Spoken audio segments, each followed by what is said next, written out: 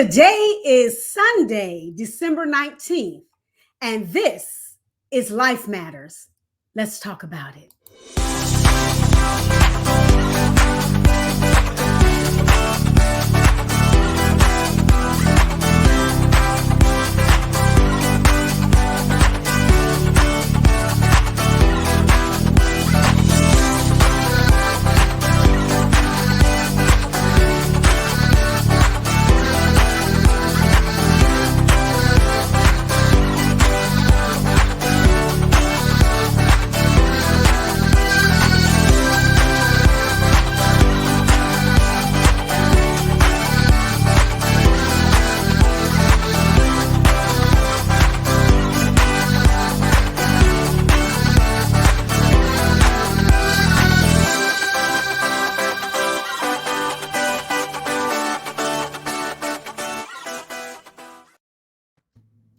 Well, good afternoon, everyone. Good afternoon, everybody. I am Michele Irby Johnson. I am your host, and this is Life Matters with Michele. You know, this is the platform where we talk about those issues, those concerns, those situations that particularly affect the African American community. That is not that we are being discriminatory, but we want to make sure that our people are getting the tools and tips that they need to be successful in this life. I want to introduce you all to my very special and lovely guest, my namesake, Michele D. Clark. Say hello to everybody. Hello, everybody, and thank you so much, Michele. My other namesake, because we spelled it the right way with the one. Exactly. We Yes, got ma'am. the right way. You don't need two, and one does the same thing. Is all I'm saying. Let me tell you something. We are unique. We stand alone. Absolutely. So thank you so much for having me on. And as you can see on my nameplate, my name is Michele D. Clark with Lift Life Coaching Solutions, where women are living inspired, free, and transformed. And I am just super stoked for being here. Thank you so much for inviting me. Well, thank you so much for tuning in. And I want to remind our guests who are watching, who are tuning in, if you have questions, be sure to drop them in the chat and I will field them over to our very special guest who is going to graciously answer them if she has not answered them already. And by way of introduction, for those of you who do not know who Miss Michele D. Clark is, she is a self-proclaimed hope dealer, not dope dealer. Come on now, come on through here. She is a hope dealer. Okay. And so she is providing hope. And she started Lift, Lift, Life Coaching Solutions, LLC, because she wanted to be that beacon of light for other women who have gone through similar life-altering events. Michele has been in the trenches of trauma and came out victorious on the other side. And her therapy, not therapy, her therapy with a touch of love, touch of tough love approach has helped her clients to feel hopeful again, manage stressors, triumph over trauma, find their purpose, get unstuck, surmount obstacles, achieve their goals, and ultimately crush it in life. And y'all know we're going to have a good time because she is fire already. Her mission is to empower women to realize their self-worth, remove themselves from debilitating environments and toxic people, and experience a breakthrough in order to birth their authentic self and live the happy, purposeful, and successful life that they deserve. She is a licensed clinician with a bachelor's degree in psychology and a private school in Illinois. She has a master's degree, in social work. And she has been in the helping profession for more than 20 years. She has vast knowledge base and experience that spans across a diverse population and has earned her several certifications and awards. We can sit here and talk about her all day. She is amazing, not just because we have the same name, but the same spelling, but she is just amazing. And her credentials speak for themselves. And I'm sure that your clients and those that people that you touch, that they can say the same of you.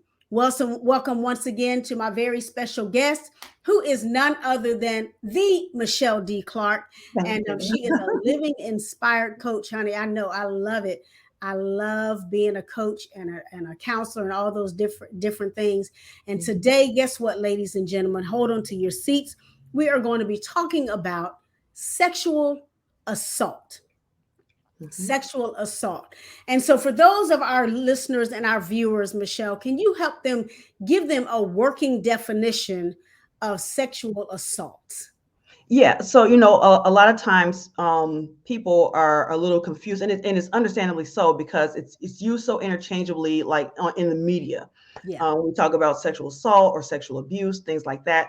And so when we talk about sexual assault, it's usually talking about legal definition, anyways. It's talking about two adults. So the perpetrator is an adult, and the victim is also an adult. So Okay. what happens is the perpetrator is interacting with them in a way that is unwanted, whether there's penetration or not. Mhm. So that's like a working definition of sexual assault, and of course, rape falls under sexual assault. Right. And when Hmm. I teach a class on counseling women and domestic violence crisis counseling, and I tell them the difference. I said assault doesn't have to have penetration, but rape typically does. And Yeah. it may not be with the male's organ, if I can Hmm. say it that way. It could be with a Hmm. broomstick, it could be with Yep. a brush handle, it could be with a plunger. If there's penetration, then it's considered rape. So I Yes. just wanted to make sure that Hmm. our audience had a clear working definition, because like you stated, even in the media they will use them interchangeably. So if it's a child, they'll say sexual assault. It's like, no, that's sexual abuse. So Hmm. get it straight. And so I talk to the TV just like I'm sure you do. It's Right. like, okay, I Yep. need y'all to get y'all terminology straight, Yeah. Get it because y'all messing people up. right. But Yeah. yes, Yeah. ma'am. But Yeah. I'm glad that you laid that foundation for us, because a lot of people probably don't even realize that they Hmm. have been in a sexual assault situation in their adulthood, and they just say, well, whatever the case may be. So I'm so glad that you're here to provide some bandwidth, some understanding, some clarification as to what that looks like, and people who may be watching and or listening, who may be victims and or survivors, and they don't know how to come out of that hole of trauma. They don't know how to deal with the drama triangle. They don't know how to deal with the trauma triangle. They don't know how to deal with all of those things, and they Hmm. don't realize that what happened to them is now happening through them as a Yeah. result that they have not dealt with that. So Hmm. lay that out there just like that. Yeah. But thank you once again, sweetie. So it's so give us, well, when you say between two adults, give Hmm. us some examples. And if you got to get dicey, you get dicey. I don't save this for children. Yeah, So, no, no, no, and that's perfectly fine. So, we could even be talking about a situation where here's another misnomer. People believe that sexual assault happens with strangers. Not mm-mm. true. Not true. A lot of times it's between people who know each other in some shape, form, or fashion.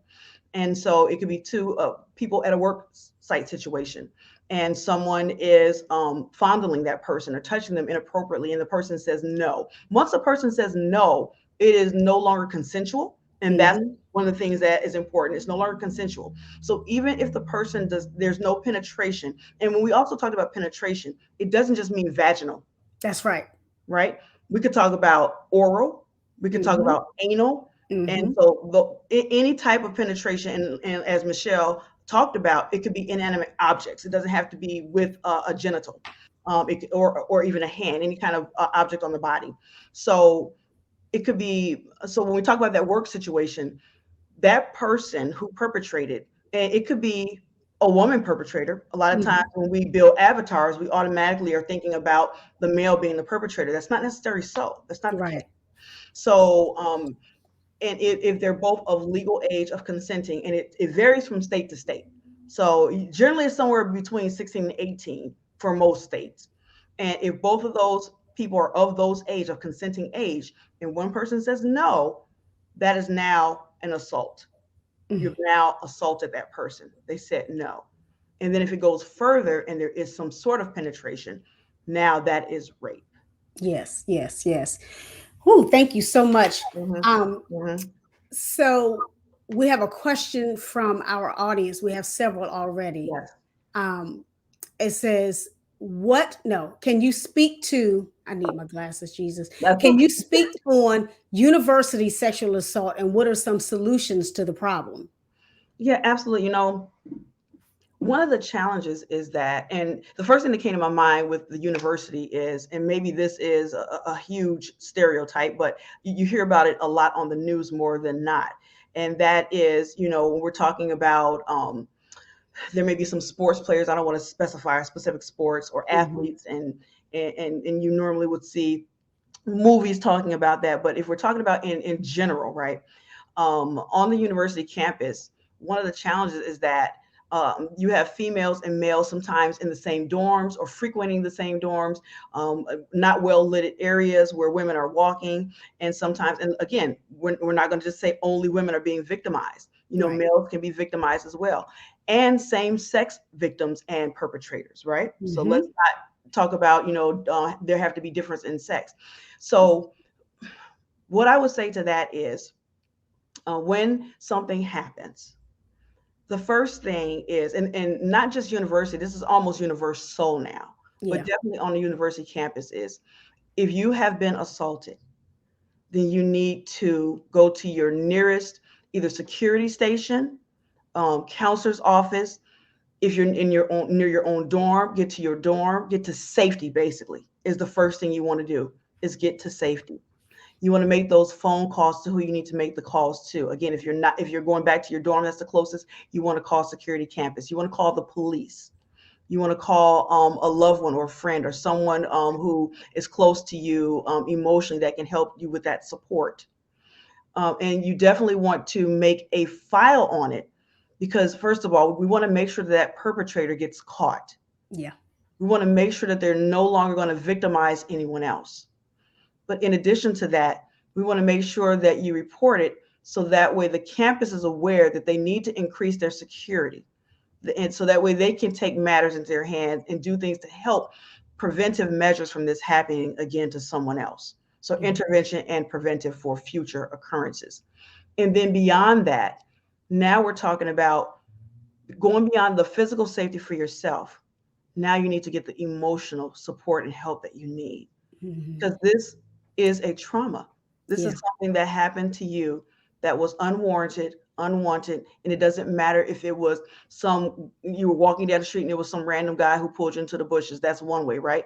But you could also have been over in your boyfriend's dorm, or out somewhere with your boyfriend on campus, and you all decided as adults, 18 right and up, say, yes, I want to go to first base, I want to kiss, I want to touch.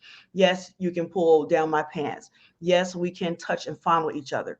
But the second you said no to Mm-hmm. whatever, no, I don't want to kiss anymore, no, I don't want you touching me there, no, I don't want you to penetrate, assault. And if there's penetration, rape. And so when that happens, you need to get that counseling support. And whether you decide to do that through the therapeutic channels, if you have a social worker on campus, if you have a chaplain on campus, if you have a church home, but somebody who's trusted, that you can get the counseling that you need to help you through this traumatic experience. And just to be transparent with you, and I don't know if this is something that, Michelle, you weren't going to talk about later, but I've actually been raped on campus, Mm-hmm. and more than once. Mm-hmm. And one time I was raped and there was more than one person in the room They ran a train, or they were just watching. watching, watching, and nobody stopped. Nobody stopped the gentleman. And I say that loosely, right? Nobody Yeah. stopped him, even when I said no. So then I just stopped saying no and I just submitted. And so, it does leave scars Yeah. emotionally. It leaves emotional scars. The one thing about a scar is, even after, let's talk about physical scars, even after physical scar heals, there's still like a mark or something that's left on Mm-hmm. there, A especially if reminder. but it's something, it's a reminder, right? So the key is to make sure you don't allow that cut, which is talking metaphorically, right? Make sure you don't allow that cut to get infected. So you have to get it treated. You have Yeah. to put something on it in order for it to heal appropriately. And then when that scar is left there, see, for me now, it's a reminder, it's a life lesson. So now I can help other women, because I've been through that situation, and I can help them to cross on the other side, to help them to properly heal that wound. And now they can look back on it and they can help someone else. They can reach back and help the next person. And hopefully we can help that person before it happens. I talked to my daughter about it. She's 14. My first encounter with sex was rape, and I was 14. Mm. And so, and he was a 19-year-old. So that was rape, Yeah, yeah, right? yeah. And so, and generally when we think about rape, we think about it as a one-time thing. Not necessarily so. Nope. It doesn't have to be. Because of my boundaries being skewed, I went to this person on multiple occasions and submitted to sex with him, even though I wasn't getting any kind of pleasure out of it. And I really didn't want to do it. In my mind, I felt as if I went back there, I could recreate the situation. And this time, I can say no. This time, I can create those boundaries. This time, I can walk away. This time never came, Michele. Mm. It never came. Not with that gentleman. And again, I Wow. use the word loosely, and Yeah. not in future relationships or situationships. Mm-hmm. So Yeah. I hope I answered that question. I know I went a little bit beyond that. No, no, Hope that's I fine. Because again, my hope when we have these discussions is that people will go beyond the question and give a little more depth and yes. breadth to it or bandwidth to it, because people are listening and they're watching and they want to know what certain terminology means, or their thought process being narrowed and not wide enough. By talking it in an expansive way, it opens them up to saying, you know what, well, maybe perhaps this is what happened to me. And so I'm Yes. so glad that you were able to answer that. I mean, and particularly, one thing we learned as coaches, counselors, therapists, or whatever, is that people don't like to report. And so I'm glad Yes. that you put out there, get to safety, report, and find support.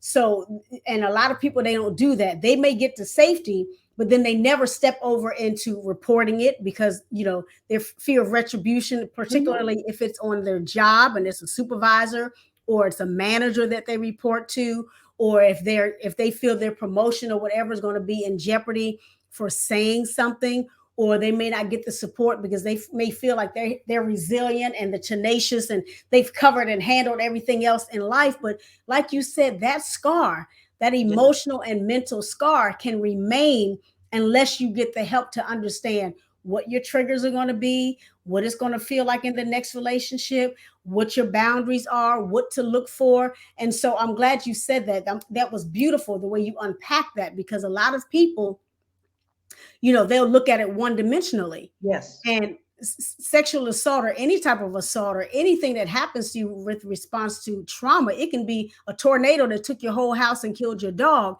It's still trauma. You Right. have to unpack all of that, because there's so many things that are linked to what you're feeling, what you're experiencing, and how you move forward. So no, you did not say too much. That was perfect, perfect, perfect. All Thank right. you. So someone else is saying, and again, like you said, it's not just on campuses, and it's not just sporting people, because sometimes it Yes. can be somebody you study within the library. It That's could right. be, the cheerleading squad. That's right. It Chess could be club. right. I was getting ready to go, any type of club that you're in, the choir, it doesn't matter. So I'm glad that we're being able to add some color to this and not make it just, like I said, so flat, saying it's a man Exactly. attacking a woman. Just like in domestic violence, it's no longer just man on woman, it's woman No. on man, it's man on man, woman on woman. We got to get out of this mindset that things are still flowing the way they did in the 80s, or flowing the way they did Right. in the 70s. We are headed into, we're in the 21st century. Things are different. People can assault you online. Yes. Yes.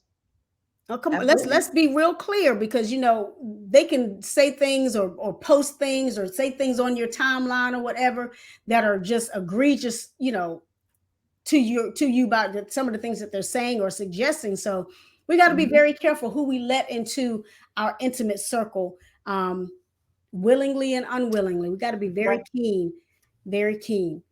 Mhm. All right. So, what are some possible disciplines or sanctions in relation to a person who may be violated at home, or if the person is the violation in the workplace or home? I'm not understanding the home part, but the workplace part. I'm sorry, I'm not really quite understanding the question. Are they asking if someone is assaulted, what are some sanctions that the perpetrator might get? Mm-hmm. And I'm a therapist, so I would leave that to someone in the legal system to handle that. Because it varies. That's very case specific, Right. and it could range from, and I'm sorry to say this, but it's the truth. It could range from a slap on the wrist Mm-hmm. Mm-hmm. all the way up to harsh penalties, which it should, depending on the degree. Because it put like this: a person doesn't always get the time that matches the crime. Exactly. There's a lot of variations and a lot of factors that goes into that, state Mm-hmm. by state. The judicial system itself, if it's a jury of peers or if it's just a bench trial. So there's a lot of different variations that goes into that. Mm-hmm. The most important thing, though, is to make sure that it gets reported. And I Exactly. say that because when I was 14, I did not report it. I didn't report it. And when I told my mom that I had sex, I never told her it was rape. Mm. So I didn't even give her the opportunity To protect you. to protect me. Mm. And based off of that, I started acting out behaviorally. I Mm-hmm. started lashing out at my mom. I started sneaking out in the middle of the night, sneaking boys in. I started having situationships, being promiscuous, all those types of things. And I was angry at my mom for something she even had no idea because, again, I never told her it was rape. So, how could she protect me? Exactly. Exactly. How could my dad protect me? How could my brother and sisters? They couldn't protect me because I didn't give them that valuable information.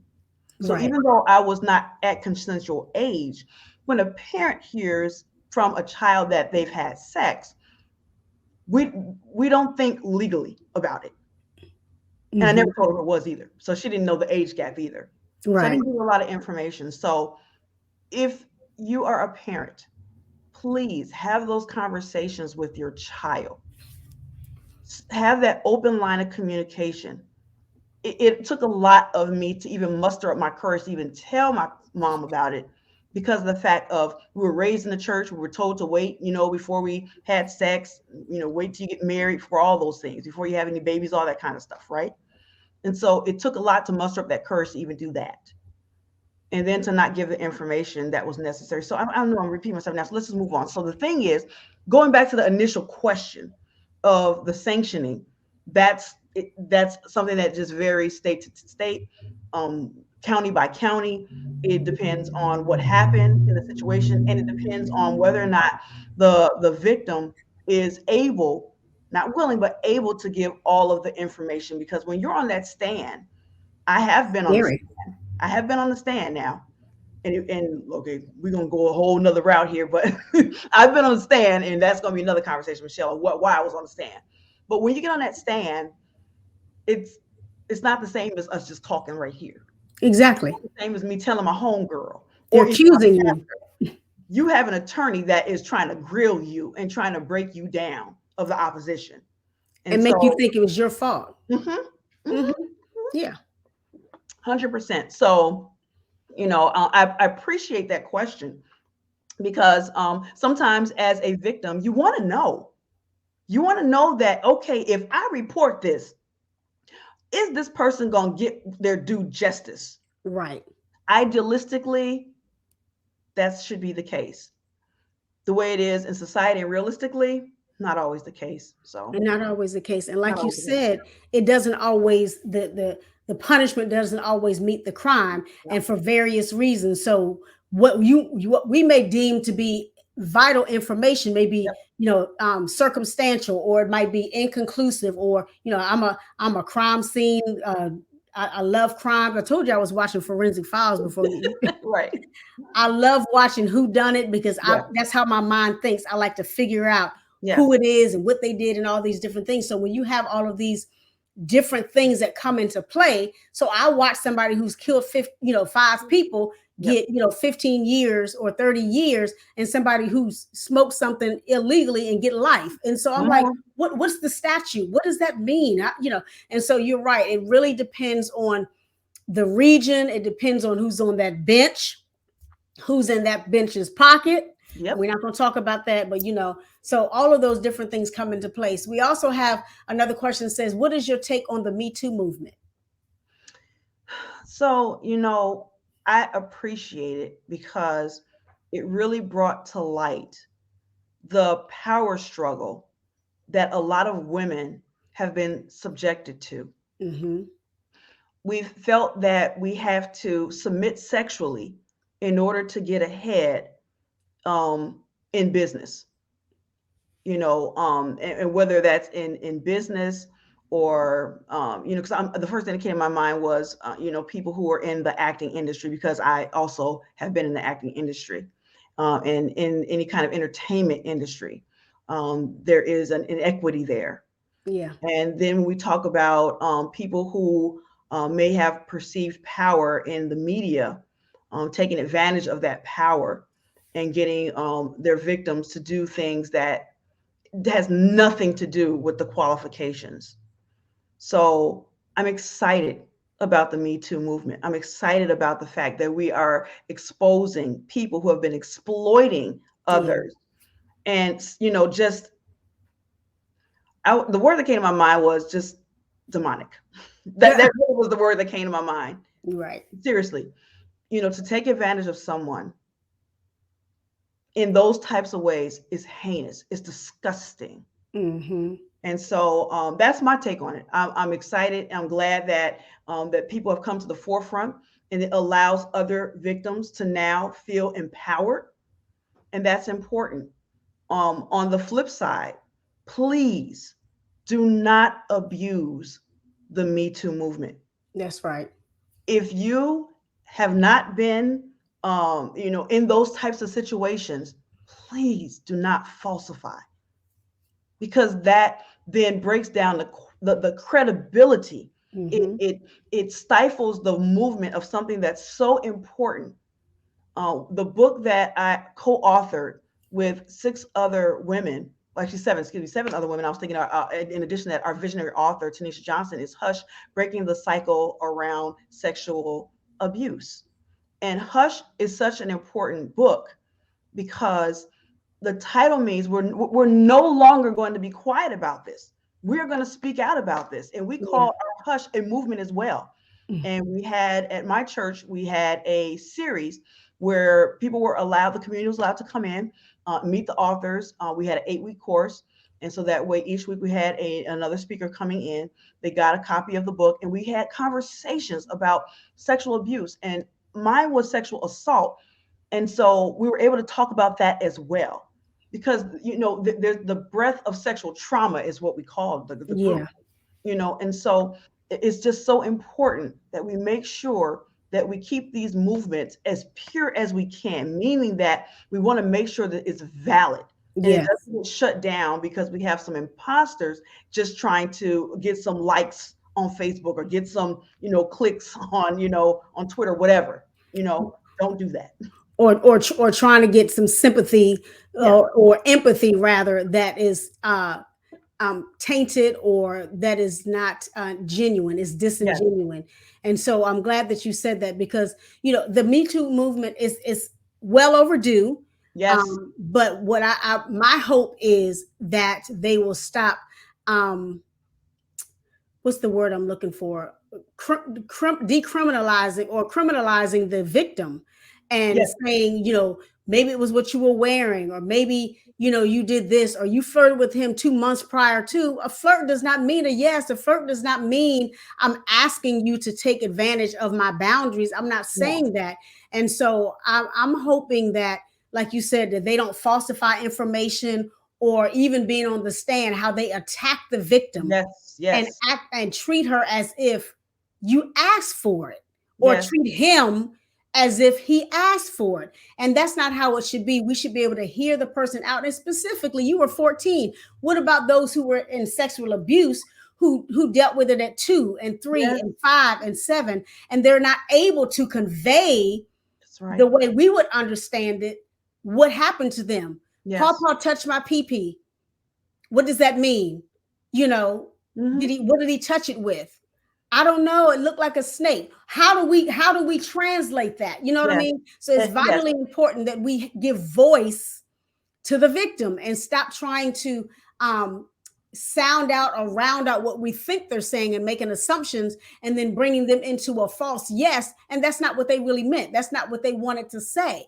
Mm-hmm. Okay, Mm-hmm. I'm sorry, y'all. I'm No, just no, don't apologize. And actually, I want to expound upon that. I'm so glad you talked about, Papa and PP and all that kind of stuff. Listen, when we are teaching our children, we need to give them correct.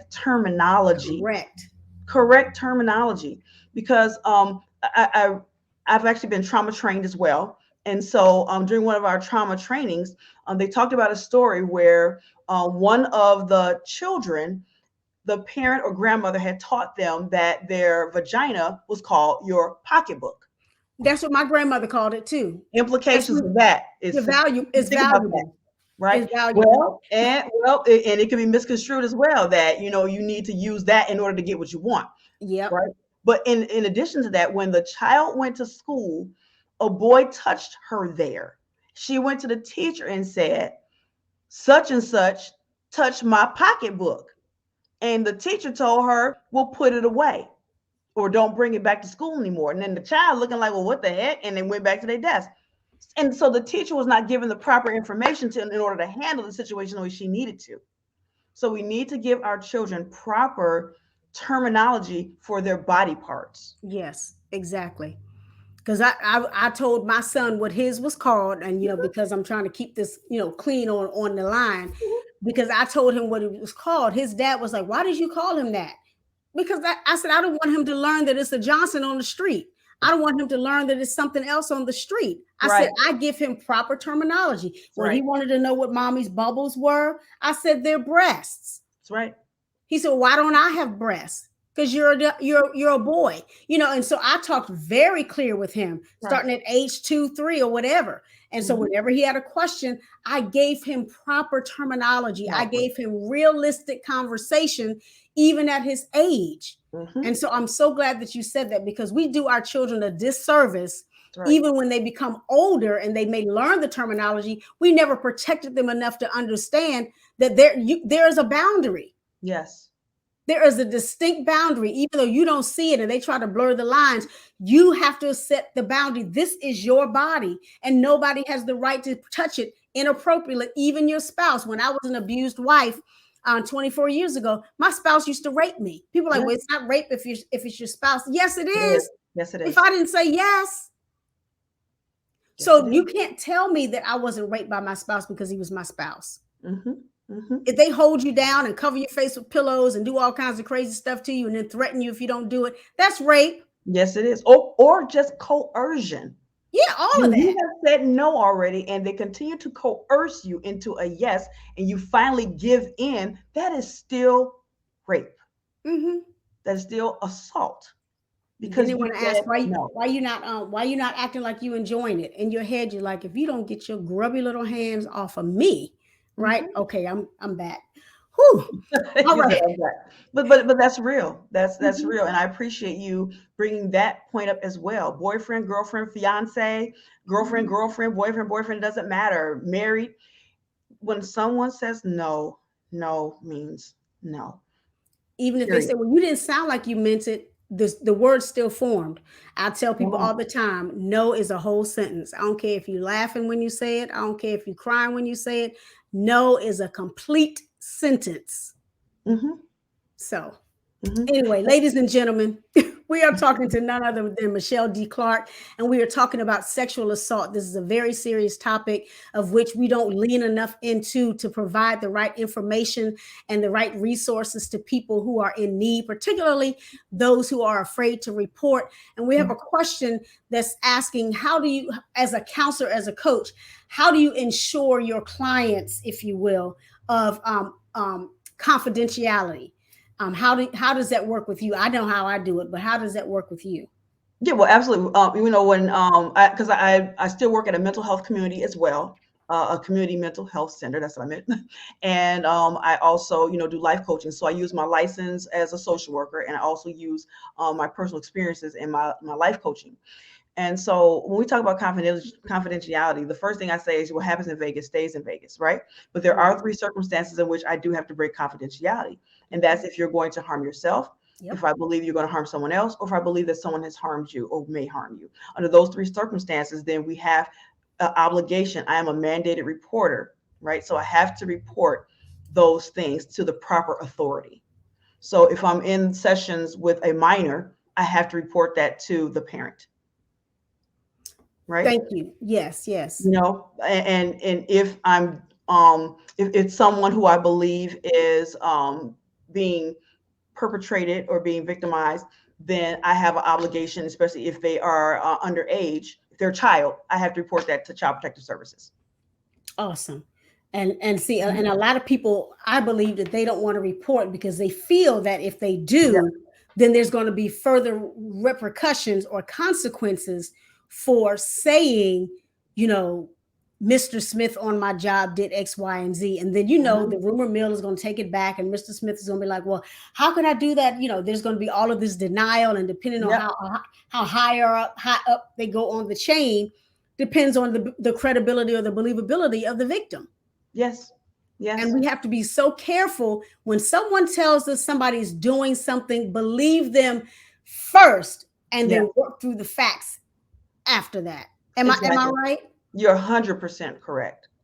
100% correct. We do have to do fact finding. So if I'm in a session with somebody and they told me about someone interacting with them inappropriately, I'm going to ask all the questions. I need to get all the information first.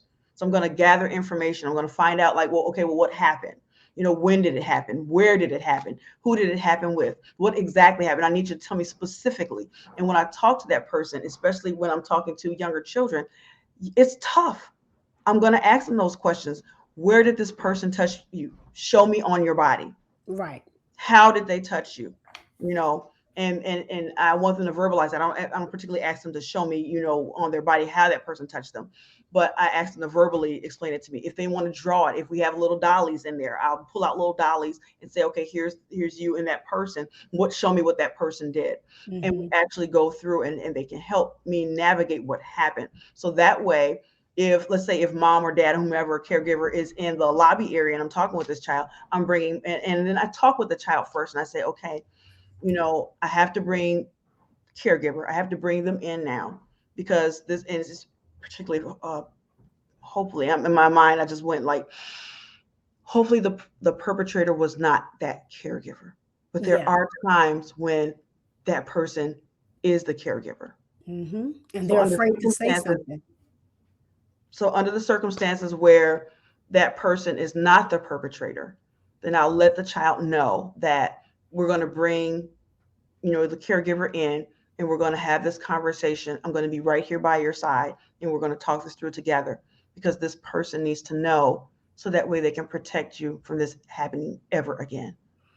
And I'm so glad you said that, because even in domestic violence, one of the things I stress in my class is that you never bring the victim and the abuser together, No, because that happened to me, no, and I no. got beat all the way home Oh my God. because I asked somebody for counseling. They called me and my spouse in, and the whole time they were accusing him, you're doing this, you're doing that, your wife said this, your wife. And I'm saying to myself, oh my God, oh my God, oh my God. We weren't even off the church parking lot good, and he was whipping my tail. Oh my goodness. So I'm like, you have to be very careful with whom you release the information. And children, because of their innocence, they're going to be like, Yes. I'm scared of daddy, or Yes. they Yes. told me not to say this, or I'm Hmm. not allowed to say this. So you have to listen to those cues and clues and find a way to get them to, like you said, to demonstrate or to somehow provide information without them being in trouble. And so Yes. since we're on that, can we shift just a little bit Sure. and go to the trauma Yes. portion of this? So let's say, for instance, myself, I'll put myself on the table. Having been raped by a spouse, beaten every day, all of those different things, and I remarry.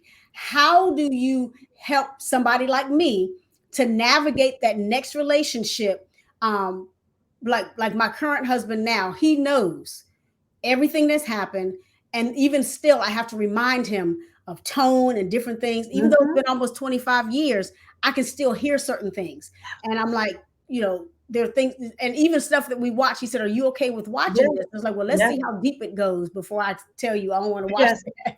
So Mhm, help the new person, help the person who is dealing with a new mate, whether it's male, female, whatever. How do they navigate mhm. telling their new partner about their trauma, and how does that new partner help them to feel safe within the Absolutely. context? Yep, absolutely. And what you're talking about is like trauma reminders and triggers. Hmm. So when a trauma has occurred with someone, you may have flashbacks, you may have flooding, Hmm. and you may be triggered by certain things. It could be a smell, it could be a touch, like you said, it could be a Exactly. word, a tone. It A just color, varies. A a color, color. yes. It could be a food. Hmm. It doesn't matter. So when you have those trauma reminders and you're finding yourself in a new relationship, everything starts with a thought. Everything starts with a thought. And some people say, well, I don't know how that works. Let me help you out. So whenever we have an event that has occurred, we have a thought about that event, whether it's something that we've heard from someone else, experienced, perceived, researched, but there's thoughts that enter our minds. And sometimes when we have thoughts, they're automatic negative thoughts. Mm, Not prevent them from happening, but you can decide and determine how long you're going to sit with it. mm, That you can do. So, what I help people to do is I help them to work on belief systems, their BS, RBS, right? I help us to work on our belief systems and our schemas. So, schemas, schemas. It's hmm. basically like a filing system. It's a shortcut for us. It's how we organize information and take it in, and we get new information. We know where to place it, so doesn't have to have its own individual file. If everything we learned was in an individual file, it would take us a long time to recall and encode. So what happens is it takes shortcuts. So if we find something that's like something else, it goes into that cabinet, right? And so if it's something that we believe, something that we can attach ourselves to, then it sticks. If it's Mm, something that we don't believe, then we discard it. It doesn't make it into the filing system. And so I help people to get in contact with what our thoughts are about ourselves, what are our belief systems about ourselves and about events around us and about the people around us. So we first attack that, I should say, to address that, right? So we address what those are, those beliefs as the core belief systems. hmm. And then we have to decide, are those core belief systems true or untrue? Are they fact or are they misperceptions? Hmm.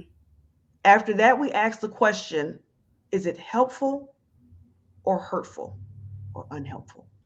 So it may be true, but is it helpful? So let's just, if we're taking it away from trauma, so we can just kind of make it something that's a little more palatable for people who may not have experienced a trauma. Hmm. So let's say because like right now, a lot of us, myself included, honey child, I've been eating. I've been eating, child. These holidays, I have been eating. And I'm just so happy and thankful that right now this is a Zoom.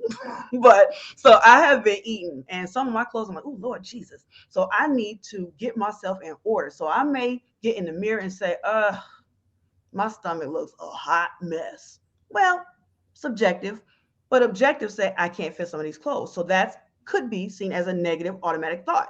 Hmm. And so when I have that thought, it's like, okay, so now is that true? Yeah, it's true. I can't fit in my pants. But is it Hmm. helpful for me to dwell on that? No. No, no, it's not helpful for me to dwell on that. So I have to decide, am I going to sit in that thought or am I going to move into another thought? Well, I can move to another thought. Guess what?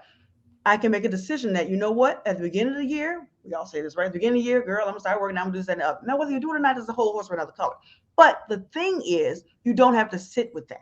You Right. can change that to something that's more positive. Well, I can still fit my favorite outfit, or I still look good regardless. I went to the store the other day and I got, some guy, tried to ask me my number, whatever. whatever, right? But we can change those thoughts. We can change our stinking thinking. Be on the lookout. That's my new book that's going to be coming out. And so I know I gave y'all exclusive right here with Miss Michele Irby Johnson All on right. right with Michele. Y'all got the exclusive. So, but that's how I work with people. So I know the initial question was, how would you help somebody who's in that type of a situation to unpack that baggage, basically, so that way they can have a healthier relationship in their future. The short of the long, y'all, is it's a journey, not a destination. Yeah. And I know somebody like, oh no, I don't believe she said that, but that's the truth. Every single day is the journey that we take. When we wake up in the morning on this side of the dirt, we have to take that journey one step at a time to unpack those bags, to address our thoughts, to address our core beliefs, to find out what are those negative automatic thoughts that come into our mind, because usually there's a theme. That's what schemas Mm. are, themes that run through our minds, and then we address them. We find out if they're true or untrue. Of course, if they're untrue, we tell ourselves the truth.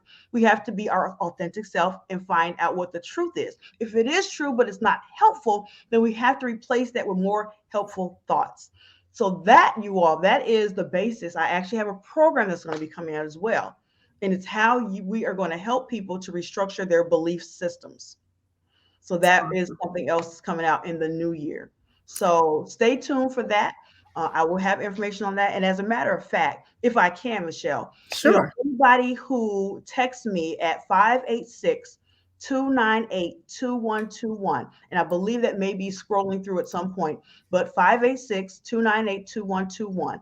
If you put Life Matters belief system, you put that in there, then I will make sure that you are able to get an invite, a personal invite to the course. Awesome. Once again, if you text Miss Michele D. Clark, Mhm. if you text 586 298 2121, and you text Life Matters Belief system. Belief Systems, she will Mhm. invite you to that particular course. Once again, ladies Absolutely. and gentlemen, we are talking to none other than Michele D. Clark. We are discussing sexual assault. If you want to reach out to Michele D. Clark, you can reach her on Facebook at micheledclark.lift, or life coaching, the number 4 women. She also has a website, which is liftlifecoachingsolutions.com, or you can send her an email at clarkmd@liftlifecoachingsolutions.com. Woo, this is some good stuff right here. This is some good. I saw another question, but I'm like, woo, this is just getting a lot. Mhm. Um, I tell you, my husband is really on it. I promise you, he is. One of the questions, he says, should sexual assault victims fight back or stand back? That's the first thing that came to my mind was that's a trick question. And I didn't mean it like that, like trick, but meaning that every circumstance has its own individual response. Mm, So I've been through a training course on self-defense, right? So if it's someone that you do not know, and you may or may not know if they have a weapon, you do not bargain with a dirtbag. I remember the trainers saying that over and over and over again. You fight for your life. mm, You fight for your life, and you do not allow yourself to be taken from the scene. Do not get in that car. Do not allow them to drag you into a car and move you to another scene. You will most likely be killed. yeah, yeah. You need to fight for your life. Mm, Period. wow. Um, and it's not only in situations if somebody you do know is trying to take advantage of you. And I'm going to say this, and I'm going to proceed with a different direction. Okay. So yes, if you can do fight back to protect yourself. Here's the other caveat to that. When we are encountered with traumas or traumatic situation, we have different responses. Fight, flight, Fight or freeze, freeze. Hmm. right? So my advice to you is to defend yourself. that may not be your reality. When I was 14 years old and I told that 19-year-old no, I pushed on his pelvis and that's all I did. And we continued. I kept my eyes closed and I froze. His mother was in the other room. Mm. My best friend was in the next room. I did not scream. I froze. So we can say what we would do in those situations. I'm telling you, me and my friends used to have conversations prior to that. I wish somebody would. I'll kick them in, right? We say It's all easy those to types say. of things. Mm-hmm. But when the spit hits the fan, you cannot say what you would do. Now, what I would recommend is, and see, I had self-defense class later when I was in college. What I would recommend is expose your children to things that can protect them, like a self-defense class. Talk to them about these things. Practice, just like if we're in a fire drill. See, when we do fire drills, it's not that a fire is actually happening. We do fire drills so that way when a fire does happen, we know what to do.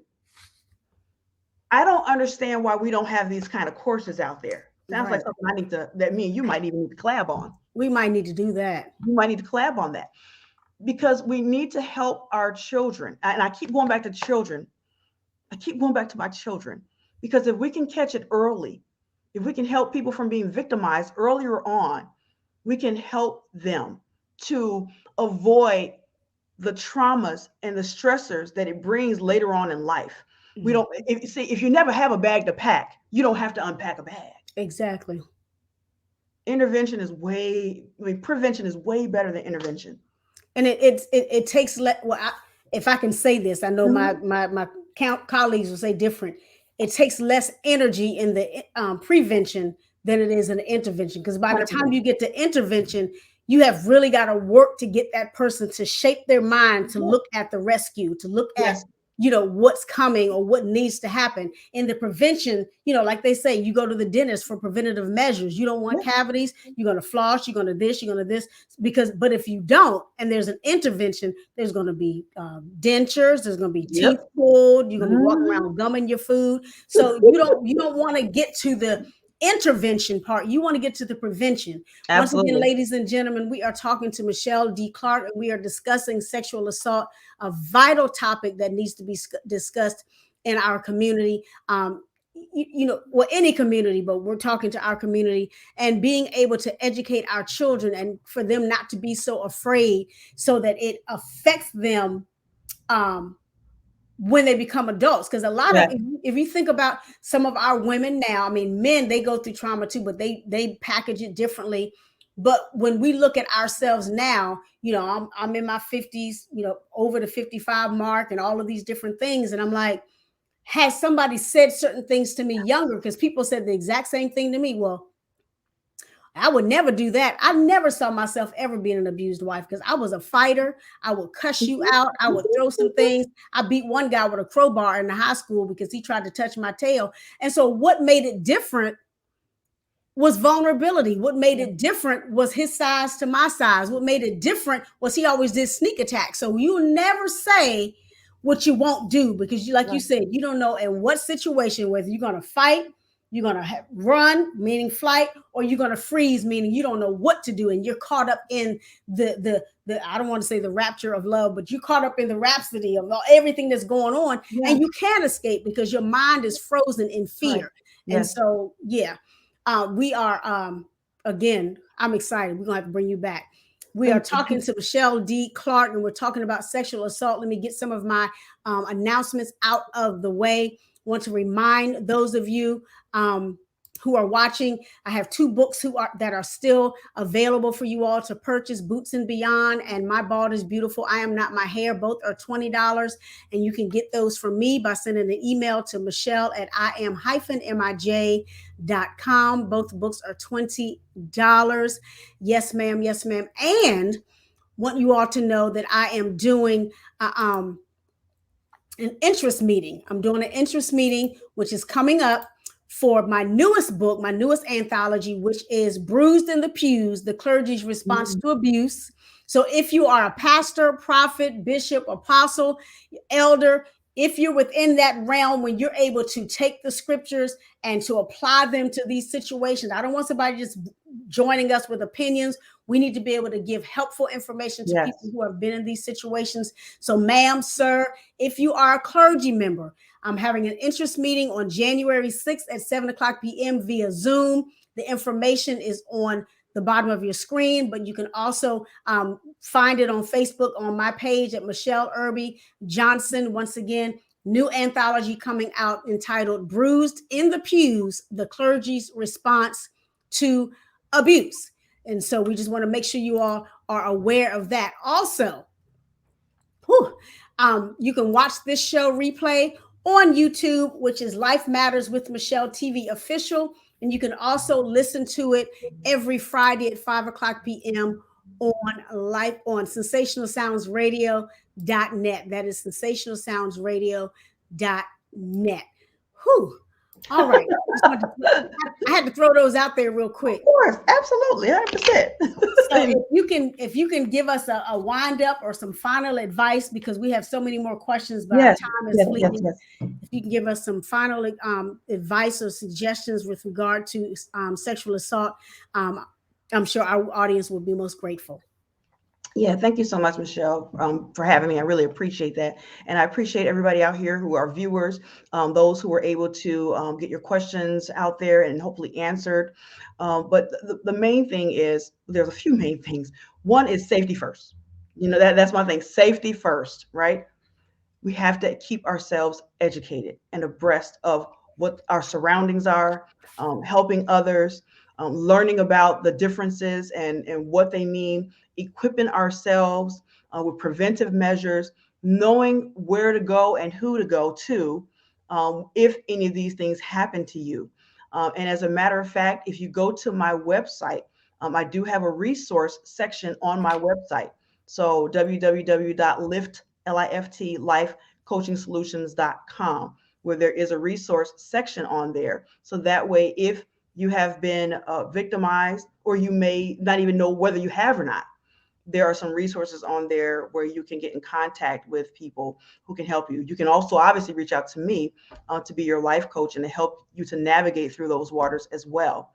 In addition to that, if you say, there may be some people who say, you know what, I'm not quite ready to talk about it, but I would like to learn more about it, and I would like to maybe explore more about it. You can go, to my website, and the book Hush is available on my website, $14.95, and plus shipping and handling. But in addition to that, when you order it off my website, I will give you a signed copy of it. So it'll be a signed copy of your purchase book. And so get information. It's important for us to have the information that we need in order to make educated decisions and in order to reach back and help others. Safety, education, by far, those are the most important things. Awesome. Thank you so much, my beautiful sister. Once again, ladies and gentlemen, we have been talking to Michele D. Clark. If you need to reach out to her and to get some coaching or to get some counseling, please do so by emailing her at clarkmd@lift life counseling. Excuse me. Let me stop. Slow down. You're getting excited. If you want to reach her, clarkmd@liftLifeCoachingSolutions.com. Yes. Once again, that's clarkmd@liftLifeCoachingSolutions.com. Or you can drop her a text or give her a call at 586-298-2121. And with that, ladies and gentlemen, that is the end of our show. This is the last show for 2021, because the next week is Christmas weekend, and I'm not talking to none of y'all. No, I'm just kidding. Right. The 26th, I'm not talking to none of y'all. I'm going to be with my family. But amen. Thank you so much again, my friend, for tuning in with us, for sharing your expertise on sexual assault. And to those of you who are watching and or listening, please do have yourself a blessed Christmas, a happy holiday, and certainly a wonderful new year. This is Michele Irby Johnson signing off. And remember, what happens in your life matters to me. Be blessed. Bye-bye.